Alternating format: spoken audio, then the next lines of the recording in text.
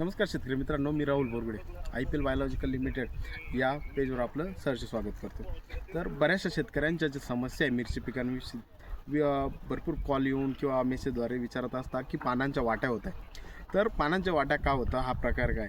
तर पानांच्या जे कवळ्या अवस्थेमध्ये जे पानं राहतात त्याला सकिंग पेस्ट म्हणजे आपलं थ्रिप्स, मावा, तुडतुडे या प्रकारचे कीड जेव्हा मागच्या साईडला बॅक साईडला पानांच्या शिरा किंवा कवळ्या पानांना जेव्हा डंख मारून किंवा तिथला रस सोसता, त्याच्यानंतर आपल्याला ते जाणवत नाही, पण त्याच्यानंतर आपल्याला हळूहळू पानांच्या वाट्या होत्या आणि पानं वरच्या साईडने वाट्या होऊन जातात. तर याला पर्याय म्हणून आपल्याला काय वापरायचं?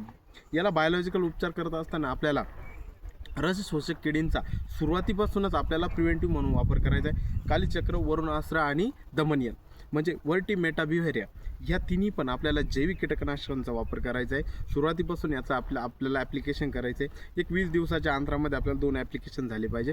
प्रिव्हेंटिव्ह म्हणून आपण जर वापर करशाल तर नक्कीच आपल्याला थ्रिप्स म्हणजे व्हायरससारख्या किंवा पानाच्या वाट्या होत आहेत, ह्या रोगांना आपले मिरची हे पीक आपलं बळी पडणार नाही. त्यासाठी आपल्याला या तिन्ही पण कॉम्बिनेशनचं आपल्याला त्यांचं जे प्रमाण घ्यायचं आहे ते प्रमाण आपल्याला प्रतिपंपाला तिघांचं पण 100 ml इतकं प्रमाण घ्यायचं आहे आणि गच्च ही दाट फवारणी करायची आहे, जेणेकरून थ्रिप्स, मावा, तुडतुडे तसेच आळी यांना नक्कीच आपला तिथे थांबवलं जाईल आणि तुमचा जो व्हायरस आहे किंवा पानांच्या गोळा होत आहे पानं, हा पण रोग आपला कंट्रोल होईल. तर हा स्प्रे आपल्याला प्लेन करायचा आहे. धन्यवाद.